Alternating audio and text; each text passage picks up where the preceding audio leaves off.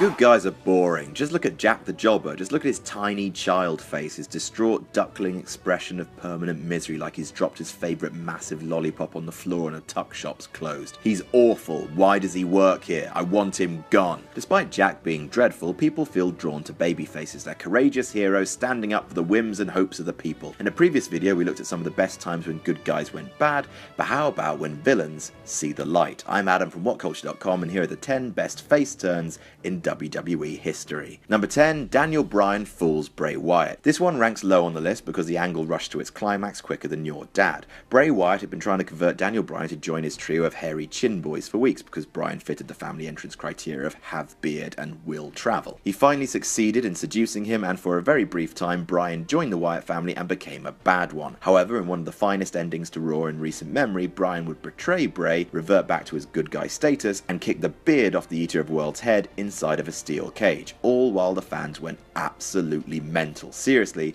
there's never been a better yes chant. Number 9, Andre fires Heenan. Andre's heel turn featured on the last list, and now his face turn makes it onto this one, Sunrise, Sunset. Andre the Giant's journey to the dark side before WrestleMania 3 was hugely shocking because he'd been a babyface for so long, but the company stuck with the heel run for 3 years, allying him with Ted DiBiase, Bobby Heenan, and a bunch of other ne'er-do-wells. However, by the time WrestleMania 6 came around, WWF changed that. Andre was teaming with Haku as the villainous Colossal Connection with Heenan as their manager. His team lost at WrestleMania after Andre stood on the apron and barely wrestled at all during the match because of his failing health. Heenan got into it with Andre after the match and slapped him, which was not smart because Andre laid him and Haku both out to rapturous applause. In what would be his last WrestleMania, the Giant left as he had spent most of his career a beloved hero. Number 8, Luger slams Yokozuna. 1993, and Hulk Hogan was on his way out the company, famously refusing to job to Bret Hart as he did so. The champion at the time was a villainous Japanese Samoan, Yokozuna, and Vince desperately needed a new face of the company. Choose Bret, said half the locker room.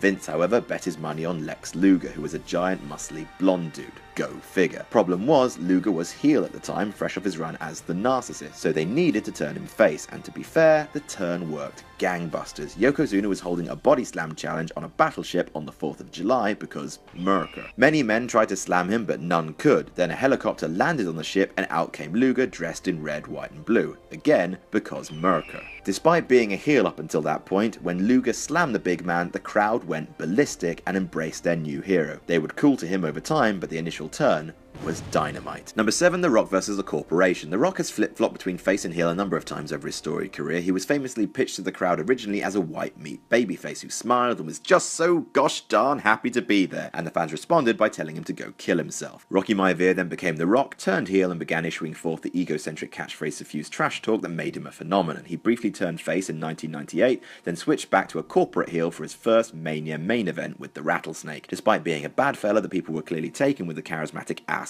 and following a Mania rematch at Backlash, WWF pulled the trigger on a face turn. Shane and the Corporation got on The Rock's face for failing to regain the title, accusing him of caring too much about the people. The Rock then transitioned into a feud with newly healed Triple H, and the fans were given the green light to cheer him on with all their hearts, and boy did they. Number 6, Undertaker vs. Jake the Snake. The original spoopy dude of the WWF, The Undertaker debuted in 1990 and spent the first few years of his run as a fairly mute heel, letting his portly salacious crumb do all the talking and playing the mute, immovable monster for heroes to conquer. This would all change in 1992 when he became embroiled in a feud between the evil Jake the Snake Roberts and Randy Macho Man Savage. Jake was hiding backstage ready to strike Savage and Miss Elizabeth with a steel chair like a damnable fiend. However, the chair was taken from his hands by The Undertaker. When asked on a funeral parlor segment, which were camper than hell, just whose side he was on, Taker told Roberts, "Not yours," and the crowd cheered him loudly for the first time in his legendary career. Number 5, CM Punk's pipe bomb. Well now, this wasn't intended as a face turn, was it? When CM Punk took to the mic in 2011 to unleash years of pent-up venom on the WWE Universe, he railed against the crowd as much as anyone else. However, he was so charismatic and daring in his invective that fans took serious notice, and when Chicago gave him one of the most deafening and iconic shows of support in his title match against Cena, to the bafflement of Stuffed Shirts Cole and King, he was turned overwhelmingly face. The summer of Punk was a bit of a disappointment as a chiseled stallion once covered long ago, but as face turns go, it was one of the most electric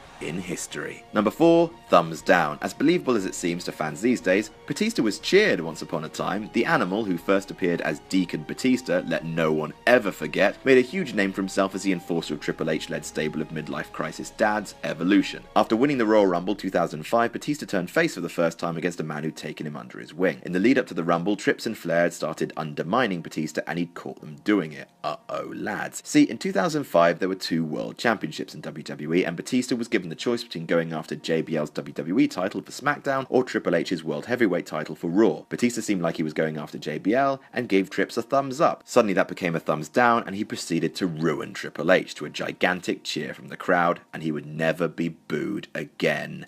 Ever. Number 3, Hulk Hogan, WrestleMania 18. Hulk Hogan made a return to the WWF in 2002 as part of the villainous NWO, and it was clear from the off that the company was going to have a job on its hands to keep him heel. During the first promo he gave back at No Way Out, the crowd went nuts for the returning legend, and the ovation would only get louder at WrestleMania 18. Despite going up against a giant babyface in The Rock and also trying to murder him with a truck in the lead up to the match, the fans at the Skydome in Toronto lost their damn minds for the Hulkster, roaring with approval whenever he posed and booing the quote, people's champ. So thunderous was the reaction that the NWO turned on Hogan that very night, cementing him as a mega face on the grandest stage of them all. Number 2, Savage and Elizabeth reunite. Randy Savage had been lost in the wilderness for a while. He turned heel before WrestleMania 5, then shortly after replaced his beloved manager Miss Elizabeth with the wicked sensational Sherry. Over the next 2 years, Miss Elizabeth could only watch in horror as the Macho King and Queen Sherry ran roughshod. However, at WrestleMania 7, Macho Man lost a career-threatening match to the Ultimate Warrior and was forced to retire from active competition. Sherry then turned on the Macho Man and Miss Elizabeth rushed to his aid, and the two reunited as some fans literally